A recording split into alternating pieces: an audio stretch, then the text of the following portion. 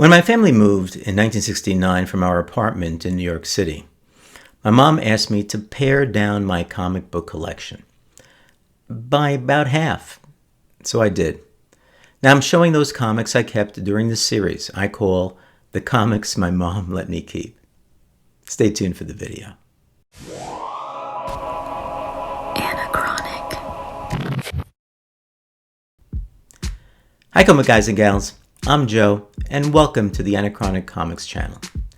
Now this is episode 16 of my series, The Comics My Mom Let Me Keep. Today's video is the second of two that focus on my Silver Age Avengers collection. In part 1, I showed you Avengers numbers 2 through 12 that I bought from my best friend John for 2 cents each. So if you missed it, I'll put a link above and at the end of this video so you can take a look at it. In this video, I'll show you the rest of the Avengers comics I kept when my family moved. Oh, and yes, I paid full price for these, an astronomical 12 cents each. Now the first one is Avengers number 13, with a cover date of February 1965. This issue has the first appearance of Count Nefaria. In this and the following issues, Kirby did the cover and Don Heck the interiors. Stan Lee also either plotted or wrote the stories. I'll let you know if a particular issue has a different artist or writer. The next one is Avengers number 14 from March of 1965. The script is from Stan Lee and his brother Larry Lieber. Next one is Avengers number 15. Here we have the death of Baron Heinrich Zemo in the story. Okay, the next one is number 16 from May of 1965 with the iconic cover of Captain America shouting, "Avengers Assemble." The story also has Hawkeye, Scarlet Witch, and Quicksilver joining the Avengers, and the third appearance of Kang. Jack Kirby penciled the interior of this one. Okay, next is Avengers number 17 from June of 1965, with Don Heck returning to pencil the interior story. Next is number 18 from July of 1965, the first appearance and apparent death of the Commissar. Avengers number 19 from August of 1965 is a key, with the origin of Hawkeye and the first appearance of the Swordsman.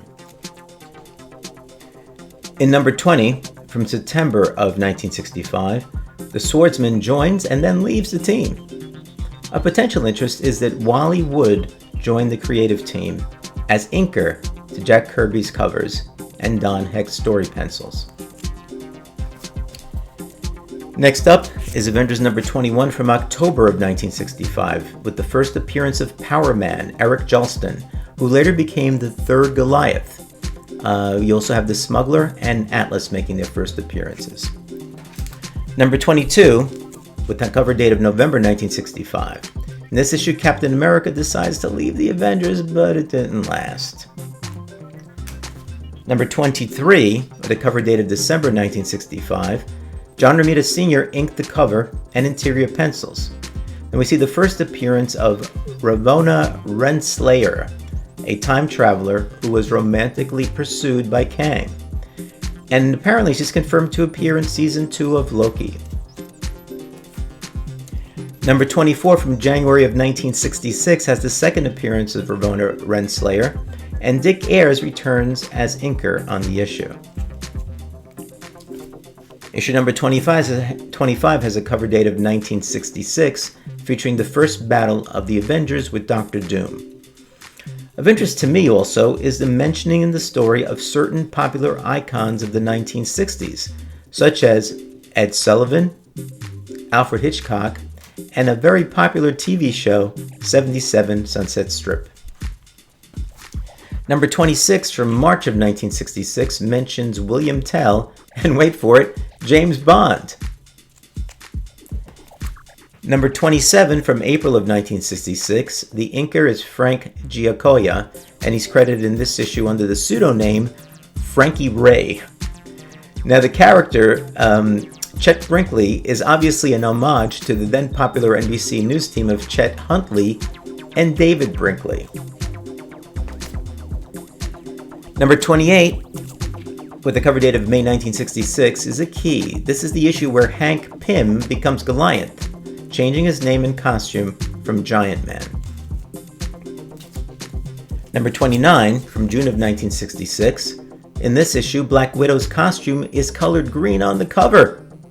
This mistake was corrected when the cover was reprinted for the Marvel Triple Action Volume 1, number 23. Avengers number 30 from July of 66, Scarlet Witch and Quicksilver are losing their powers, and they take a leave of absence from the Avengers in this issue because they believe that their powers were in some way tied to their homeland.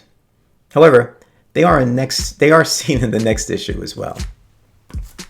In number 31 from August of 1966, Don Heck took over penciling the Avengers covers from Jack Kirby. He also continued to pencil the interior of the stories. Now in this one, Scarlet Witch and Quicksilver are seen back in Europe searching for the reason that they are losing their powers.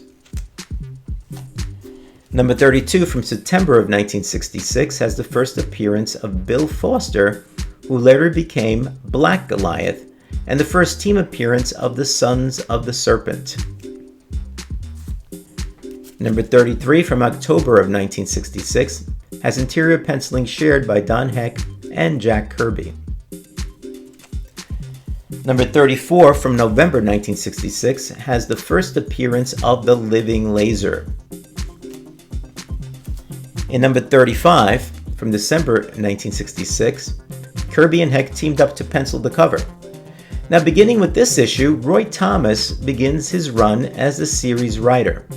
For number 35, he wrote the text and dialogue for a plot by Lee and Heck.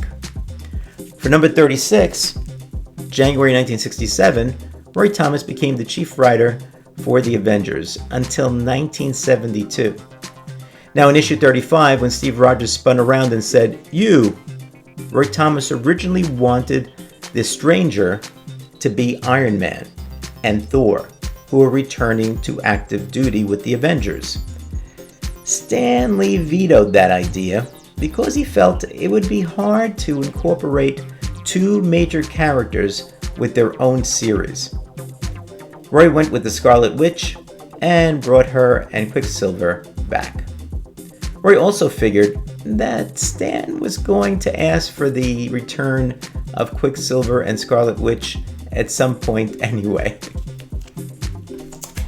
Number 37, from February of 1967, it's of interest because Don Heck's cover submission for this issue was rejected, resulting in a cover by Gil Kane. Now here's the rejected cover, which seems to be the inverse of the Gil Kane cover. Ever the marketer, maybe Stan wanted frontal poses for the heroes? Number 38 from March of 1967 is a key with the first meeting of Hercules and the Avengers. Gil Kane also penciled this cover. Number 39 from April of 1967 sees Heck returning to pencil the cover. This is the first and only appearance of Triumvirate of Terror. Number 40 from May of 1967. In an interview, Roy Thomas claims that this single story, more than any other, led to him becoming Marvel's editor-in-chief, and Don Heck to becoming the regular artist for the Submariner. In issue number 41 from June of 1967, we have Don Heck taking a break from being the regular penciler. John Buscema starts his run as both cover and interior artist for this title, beginning with this issue. He'll be the regular Avengers artist through Avengers number 62, with the exception of number 45, where he only penciled the cover. Number 42 from July of 1967 has Captain America returning after some time away. And the final cover that my mom let me keep from my Avengers collection is number 43 from August 1967. This is a big one from Roy Thomas that introduced the Red Guardian, Alexei Shostakov, husband of Natasha Romanoff, the Black Widow. Interestingly, in this issue, Roy has Quicksilver being able to fly. So, Quicksilver's ability to fly was essentially forgotten by later writers, who never depicted him flying. I didn't pick up Avengers again, but I have, since that time, bought some issues to help fill in the run. The classic Avengers run ran from numbers 1 to 402, and at last count I have about 94 of them. I don't think I'll go for all 402, but maybe the sub 200s is something that I might pursue in the future. Thanks for watching this episode of The Comics My Mom Let Me Keep. If you missed any of the prior episodes, click here to see them. And click here to see another video you might find interesting. Be well, gang, and I'll see you soon.